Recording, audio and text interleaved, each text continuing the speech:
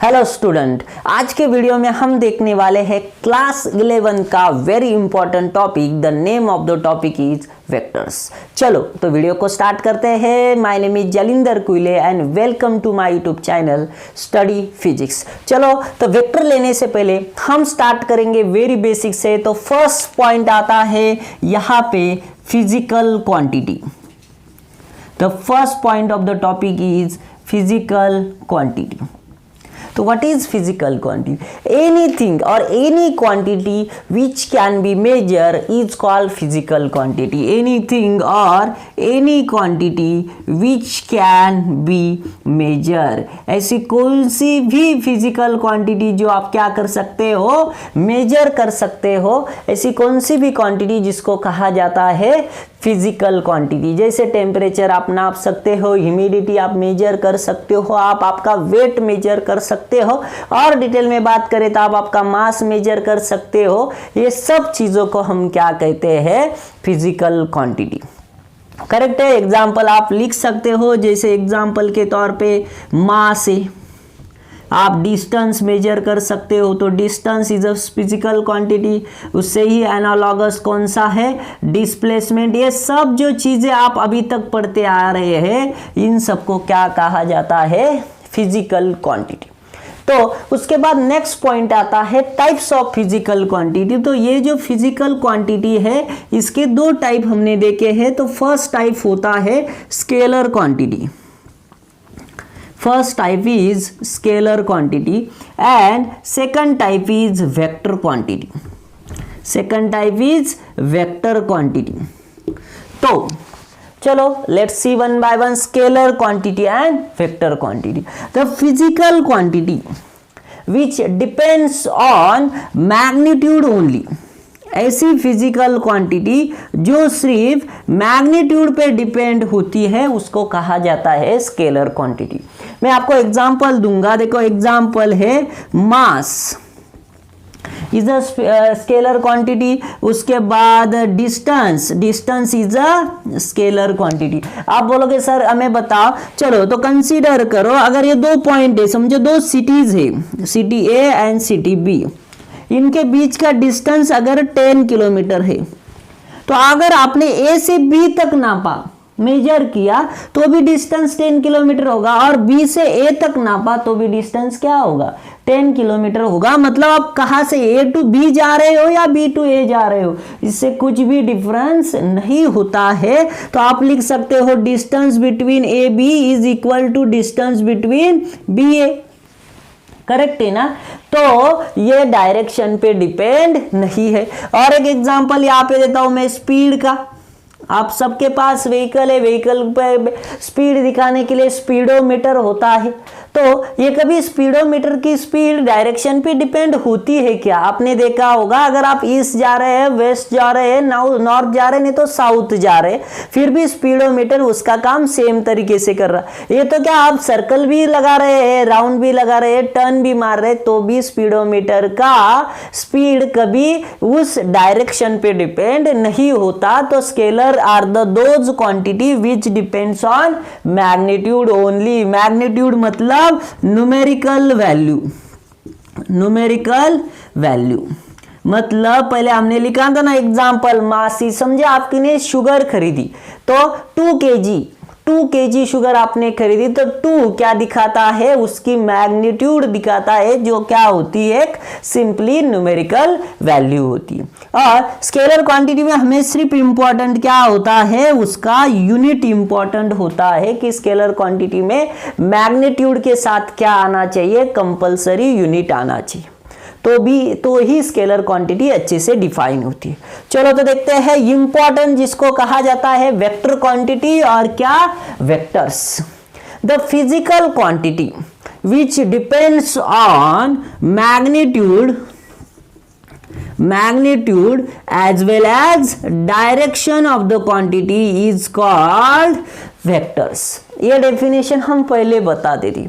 अब एक पॉइंट नया इंट्रोड्यूस हुआ है कि the physical quantity which depends on magnitude as well as direction and which obeys vector law of algebra.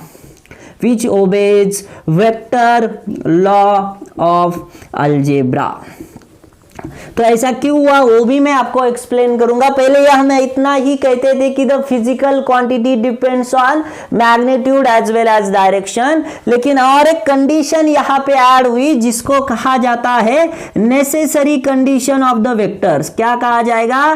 Necessary condition. ये compulsory condition है कि वेक्टर क्या होगा, magnitude as well as direction दिखाएगा, लेकिन थर्ड कंडीशन भी अब ये क्या हुई है उसको कहा जाता है नेसेसरी कंडीशन। क्या कहती है कि vector should obey vector law of addition. कोई भी वेक्टर है तो vector law of addition algebra को क्या करे हो और एडिशन को क्या करे हो, ओबे करे, तो ही उसको वेक्टर कहा जाता है। तो ऐसा क्यों हुआ? बिकॉज एक क्वांटिटी है जिसका नाम दूंगा, ये हम कहते हैं करंट। तो देखो एक करंट ऐसी क्वांटिटी है जिसके पास मैग्नीट्यूड है एंड डायरेक्शन भी है। तो पहले इनिशियली करंट को हम कंसीडर किया जाता है वेक्टर क्वांटिटी में, लेकिन जब वो क्या होता है, देखो वेक्टर क्वांटिटी में स्केलर क्वांटिटी बहुत सिंपल होता है। समझो शुगर है, आपके पास पहले 2 kg शुगर था, आपने और 1 kg शुगर खरीदा, कितना हुआ? 2 + 1 3 kg शुगर। लेकिन वेक्टर में कभी ऐसा नहीं होगा कि कंसीडर करो एक फोर्स ऐसे जा रहा है इसकी तरफ, उसको नाम देंगे हम 5 न्यूटन। दूसरा फोर्स क्या है, समझो ऐसे जा रहा है, कितना है? 7 न्यूटन है। तो इन दोनों का रिजल्टेंट ऐसे होगा जो डिपेंड होगा इनके एंगल पे। करेक्ट है? द रिजल्टेंट क्वांटिटी और इन दोनों का जो कंपोजिशन होगा ये डिपेंड होता है एंगल बिटवीन 2 वेक्टर्स। लेकिन अगर हम करंट की बात करें, अगर यहां से एक करंट आ रहा है 3 एम्पियर का, यहां से एक करंट आ रहा है कितना? 2 एम्पियर का, तो रिजल्टेंट करंट क्या होगा? 3 + 2 5 एम्पियर होता है। ये कभी डायरेक्शन की वैल्यू मतलब एंगल का जो इंसिडेंट एंगल होगा उसके ऊपर करंट की वैल्यू डिपेंड नहीं होती। मतलब करंट जो है वेक्टर लॉ ऑफ एडिशन और वेक्टर लॉ ऑफ अलजेब्रा को फॉलो नहीं करता है, इसलिए करंट को हम वेक्टर क्वांटिटी में कभी भी कंसीडर नहीं करते हैं। अगर एकदम सिंपल आप 12 तक स्टडी करते हो तो करंट को कंसीडर किया जाता है एज अ स्केलर क्वांटिटी। और डिटेल में आप चाहते हो तो जो क्वांटिटी होती है ना स्केलर होती है ना वेक्टर होती है, तो उनको कहा जाता है क्या? Tensor quantity. और एक एग्जांपल आपको याद रखना है तो करंट के साथ और एक एग्जांपल आप याद रखो, pressure. Current and pressure, these are the 2 physical quantities such that they have magnitude as well as direction, but they does not obey the vector law of addition or algebra। अब यहाँ पे vector की example हम लेंगे, क्या है? तो सबसे पहले आप एग्जांपल लोगे वेलोसिटी का, उसके बाद आपका फेवरेट एग्जांपल कौन सा है? वो फोर्स। उसके बाद वेलोसिटी हुआ, फोर्स हुआ, आप याद रख सकते हो displacement. These are the some vector quantities. यहाँ पे मास आया तो वेट भी क्या है? वेक्टर क्वांटिटी है। यहाँ पे स्पीड आया तो वेलोसिटी वेक्टर क्वांटिटी है। डिस्टेंस आया तो डिस्प्लेसमेंट वेक्टर क्वांटिटी है। फोर्स वेक्टर क्वांटिटी है। एक्सलरेशन वेक्टर क्वांटिटी है। तो these are the vector quantity, मतलब जो क्वांटिटी किसके ऊपर डिपेंड हो? Magnitude, direction and which must obey vector law of algebra. आ रहा है समझ में? चलो तो अब देखते हैं डिटेल में चैप्टर जिसका नाम है वेक्टर्स। इन डिटेल वेक्टर्स और वेक्टर क्वांटिटी, यहाँ से हमारा एक्चुअल टॉपिक स्टार्ट होता है। तो क्या होता है वेक्टर क्वांटिटी? वेक्टर क्वांटिटी और vectors simply a physical quantity which depends on first thing magnitude of physical quantity, second important thing direction of physical quantity, and third important thing which obeys vector law of algebra, vector law of algebra। और कुछ book में दिया है addition, तो दोनों भी correct है। तो फिजिकल क्वांटिटी कौन सी? वेक्टर ऐसी फिजिकल क्वांटिटी है जो डिपेंड है मैग्नीट्यूड पे, डायरेक्शन पे और वेक्टर लॉ ऑफ अलजेब्रा पे। क्यों एक थर्ड रूल इंट्रोड्यूस हुआ ये भी मैंने आपको बताया, क्योंकि ऐसे फिजिकल क्वांटिटी थे जो मैग्नीट्यूड भी है, डायरेक्शन भी है, फिर भी क्या कर रहे थे? स्केलर में कंसीडर हो रहे थे, क्योंकि वो वेक्टर लॉ ऑफ अलजेब्रा को फॉलो नहीं करते। चलो, तो अब इंपॉर्टेंट थिंग आती है कि वेक्टर हमने पढ़ लिया है कि वेक्टर क्या है, ऐसी फिजिकल क्वांटिटी है, मैग्नीट्यूड, डायरेक्शन और वेक्टर लॉ ऑफ अलजेब्रा को फॉलो करती है। तो उसके बाद पॉइंट आता है इसका रिप्रेजेंटेशन, कि इसका रिप्रेजेंटेशन कैसे किया जाएगा। तो रिप्रेजेंटेशन ऑफ वेक्टर होता है, ये डिनोट किया जाता है किसके ऊपर, मतलब किससे, डायरेक्शन के लिए वेक्टर होता है, तो it is denoted by arrow. तो जो स्टार्टिंग पॉइंट होगा उसको कहा जाता है tell of the vector, Poonch of the vector, correct है। और जो ये पॉइंट होता है जिसको पे एरो होता है, इसको कहा जाता है हेड ऑफ द वेक्टर। क्या कहा जाएगा, head of the vector. And जो डिस्टेंस होता है बिटवीन टेल एंड हेड, तो ये होती है आपकी magnitude of vector, magnitude of vector. आपको एग्जांपल से समझाता हूं, देखो, चलो कंसीडर करो one of the favourite vector quantity that is force. तो अगर आपके पास फोर्स है कितना, 5 न्यूटन का, और ये वो मैग्नीट्यूड आपको चाहिए डायरेक्शन, तो उसको डायरेक्शन देता हूं मैं ईस्ट। 5 न्यूटन का फोर्स है, किस डायरेक्शन में लग रहा है, ईस्ट में लग रहा है। तो आप क्या करोगे, तो न्यूटन तो हम स्केल में नहीं दिखा सकते, तो हम क्या करेंगे, एक स्केल लिख लेते हैं। आपके स्केल के ऊपर न्यूटन नहीं होता है, सेंटीमीटर होता है, नहीं तो मीटर होता है, करेक्ट है ना। तो हम एक पे स्केल लेते हैं कि let 1 newton is equal to 1 centimetre. तो 5 न्यूटन दिखाना है, तो आप करोगे 5 newton is equals to 5 centimetre, correct है कि नहीं। चलो, तो अब आप क्या करोगे, ईस्ट की तरफ जा रहे हैं, तो आप एक अलोंग द ईस्ट एक लाइन ड्रॉ करोगे जिसका लेंथ होगा कितना, 5 सेंटीमीटर, क्योंकि 5 सेंटीमीटर इज इक्वल्स टू क्या है, 5 न्यूटन। तो आपके दिमाग में एक क्वेश्चन आएगा, सर हर बार हम अगर 5 न्यूटन का है तो दिखा दे ऐसे 500 न्यूटन, और ऐसे डिफरेंट क्वांटिटी हर बार हम ऐसे रिप्रेजेंट करेंगे, नहीं। तो इसके लिए शॉर्टकट है, लेट द वेक्टर यहां से स्टार्ट हुआ ओ से और एंड हुआ ए पे, तो इसको मैं डिनोट करूंगा क्या, ए वेक्टर। मतलब इसको जो कैपिटल लेटर से डिनोट किया जाएगा और उसके सिर पे क्या होगा, एरो होगा। फिर लोगों को एरो देने का भी आलस आने लगा, तो लोगों ने क्या किया, सिर्फ ए वेक्टर की जगह पे सिर्फ ऐसी डैश बना दो, इसको कहा जाएगा क्या, ए वेक्टर। और अब गिवन वेक्टर जो होता है ये डिपेंड होता है मैग्नीट्यूड पे और डायरेक्शन पे। तो इसका मैग्नीट्यूड कैसे डिनोट किया जाएगा, तो ये होगा इसका magnitude mod of A vector. बक्से में दोनों साइड से 2 वर्टिकल होंगे और इसको कहा जाएगा mod of A vector multiply by direction. जो इसका डायरेक्शन होगा, समझो यहाँ पे हमने लिया ईस्ट, तो आप लिखोगे ईस्ट, करेक्ट है। लेकिन ऐसा अगर आपको आता है तो आपने ऐसा भी लिखा, ए वेक्टर का मैग्नीट्यूड सिंपली ए और इसका डायरेक्शन ईस्ट में, करेक्ट है। फिर आगे हम उसको क्या करते हैं, जो उसका डायरेक्शन है, हम एक नया वेक्टर होता है जिसको कहा जाता है यूनिट वेक्टर, उसमें हम बताएंगे। यहां तक आप इतना ही याद रखोगे कि वेक्टर जो होता है combination of magnitude into direction, correct है। आया समझ में, रिप्रेजेंटेशन ऑफ वेक्टर। चलो तो आगे बढ़ते हैं। Of vector, the first type of vector is equal vectors. Equal vectors, two vectors are said to be equal vectors if they have same magnitude. First condition क्या है, दे have same magnitude and second condition same direction. 2 vector को equal कब कहा जाएगा, अगर उनकी magnitude भी same है और डायरेक्शन भी सेम है। जैसे मैंने लिखा अभी फोर्स इज 5 न्यूटन और फर्स्ट का मैग्नीट्यूड डायरेक्शन में लिख रहा हूँ ईस्ट, तो समझो F1 है और सेकंड वेक्टर है F2, तो मेरे पास अगर मैग्नीट्यूड सेम है 5 न्यूटन, तो डायरेक्शन अगर दूसरा है, मैंने लिया नॉर्थ, तो इन 2 वेक्टर को F1 is not equals to F2। तो ये 2 वेक्टर को मैं इक्वल नहीं कह सकता हूं। कब कह सकता हूं, अगर उनका डायरेक्शन क्या है, सेम है। तो अब हम लिख सकते हैं F1 is equal to F2, correct है। Two equal vectors, 2 vectors are said to be equal if they have same magnitude and same direction, correct है। Next, second type of vector is parallel vector. second type is parallel vectors.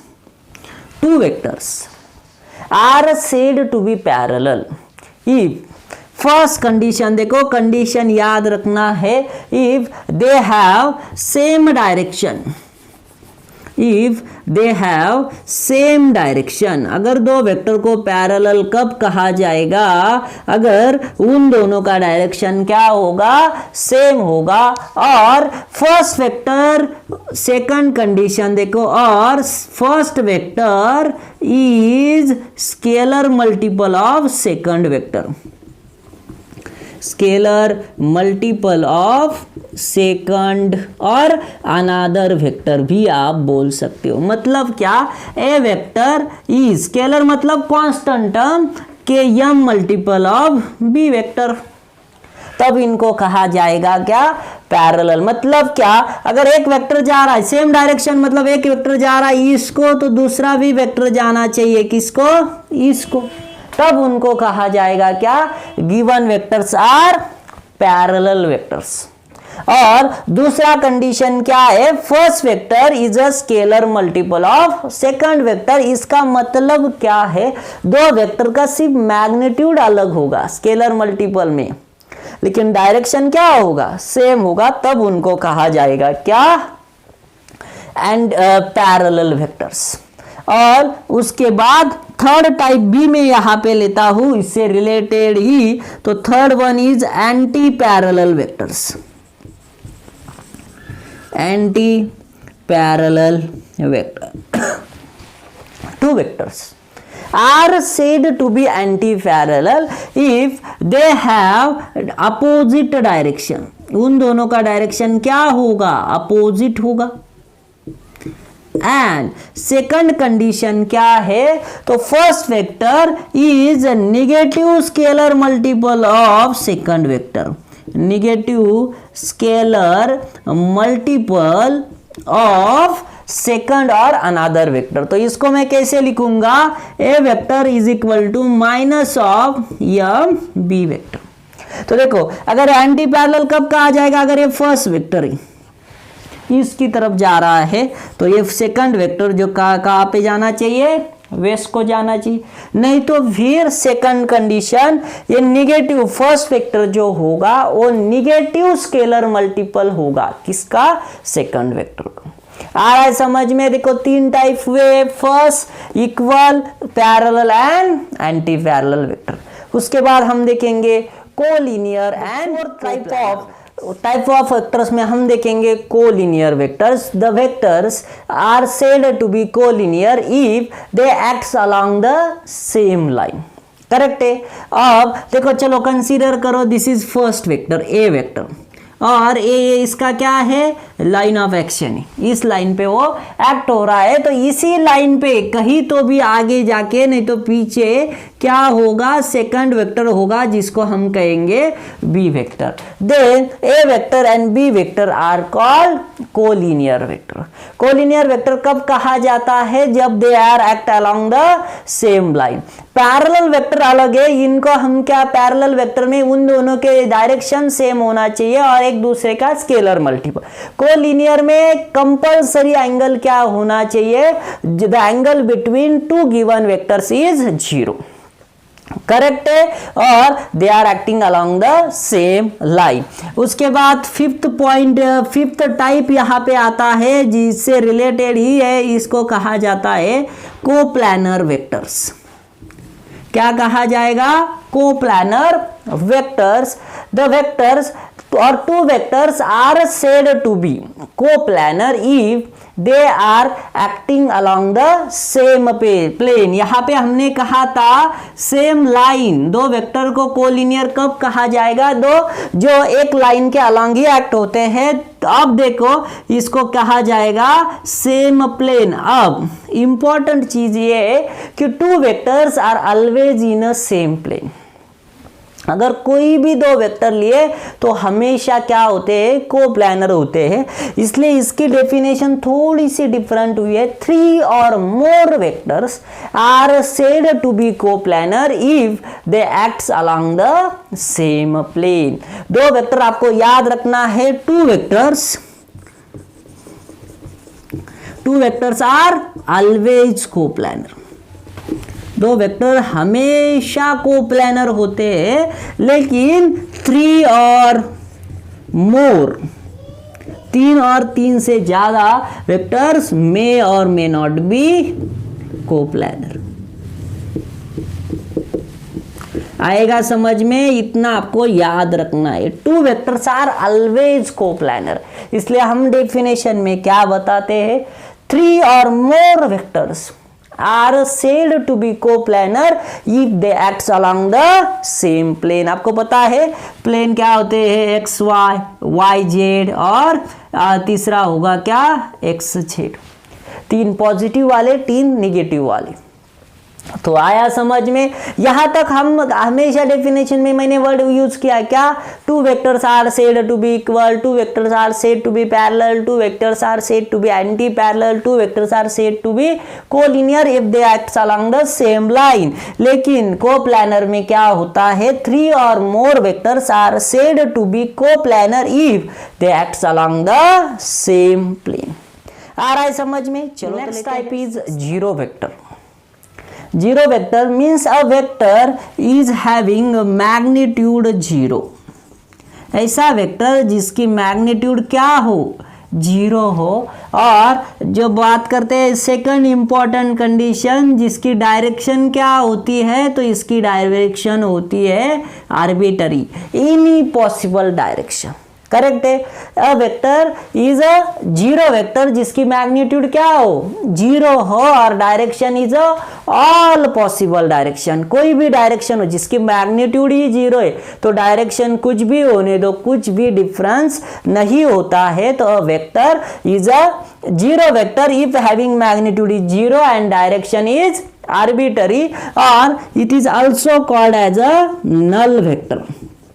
Zero vector को ही कहा जाता है null vector, ये आपको याद रखना है। चलो तो नेक्स्ट पॉइंट की तरफ बढ़ते हैं। 7th पॉइंट है उससे ही related, that is unit vector.